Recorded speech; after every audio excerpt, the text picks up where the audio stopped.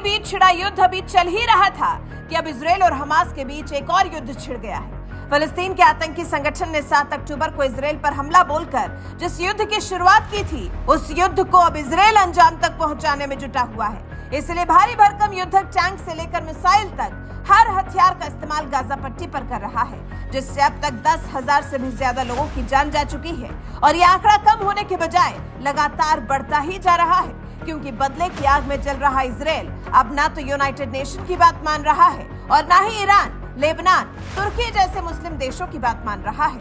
ऐसे में कट्टर इस्लामिक देश ईरान अब फिलिस्तीन को बचाने के लिए मोदी के आगे गिड़गिड़ा रहा है।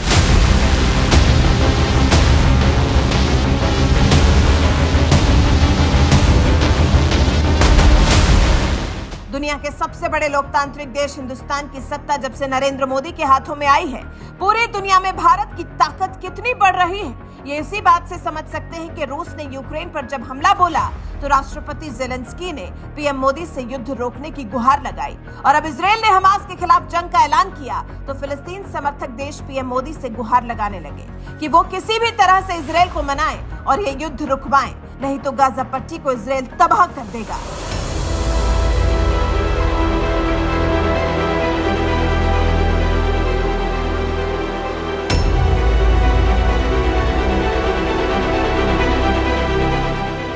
दरअसल इजराइल और हमास में छिड़ी जंग के बीच 6 नवंबर को ही पीएम मोदी और ईरान के राष्ट्रपति इब्राहिम रईसी के बीच फोन पर बातचीत हुई, जिसके बाद से ही सवाल उठने लगे कि क्या भारत और ईरान मिलकर इजराइल को मना पाएंगे, जिससे वो गाजा पट्टी पर जारी हमला रोक दे।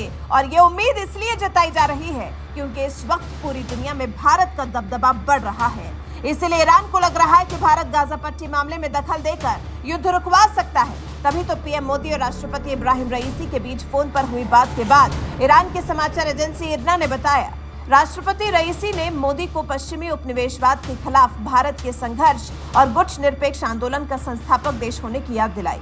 और पीएम मोदी से कहा, आज भारत से उम्मीद है कि वो गाजा के बाशिंदों के खिलाफ जायनवादियों के अपराधों को रोकने के लिए अपनी पूरी क्षमताओं का इस्तेमाल करे। फिलिस्तीनी लोगों की हत्याएं जारी रहने से सभी स्वतंत्र देश बेचैन हैं और इन हत्याओं का असर इस क्षेत्र के बाहर भी देखने को मिलेगा। प्रतिरोध करने वाले फिलिस्तीनी समूहों के पास जायनवादी अतिक्रमण का मुकाबला करने का पूरा अधिकार है और सभी देशों को इस दमन से मुक्ति के लिए संघर्ष कर रहे फिलिस्तीनी लोगों का समर्थन करना चाहिए। ईरान चाहता है कि भारत किसी भी तरह से दखल देकर इजराइल को गाजा पट्टी पर हमला करने से रोके। ये उम्मीद ईरान को इसलिए है क्योंकि वो भी अच्छी तरह से जानता है कि भारत भले ही वर्ल्ड पॉलिटिक्स में डोमिनेंट पावर ना हो, लेकिन महत्वपूर्ण शक्ति जरूर है, जिसके संबंध इजराइल, फिलिस्तीन और अरब देशों से अच्छे हैं और अमेरिका से भी अच्छे हैं। वहीं ईरान को ये भी जानकारी है कि पिछले 40 सालों से उसके सुन्नी अरब, अमेरिका और इजराइल किसी से भी अच्छे संबंध नहीं है। ऐसे में ईरान को ये लगता है कि जब दूसरे देशों के साथ उसके रिश्ते अच्छे नहीं हैं, तो कम से कम भारत के जरिए ही अपनी बात पूरी दुनिया के सामने रखने की कोशिश करनी चाहिए।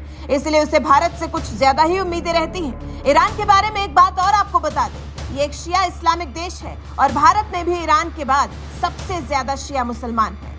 अगर भारत का विभाजन ना हुआ होता, यानी पाकिस्तान नहीं बनता, तो ईरान से भारत की सीमा लगती। इतना ही नहीं, ईरान और भारत के संबंध कभी खराब नहीं रहे।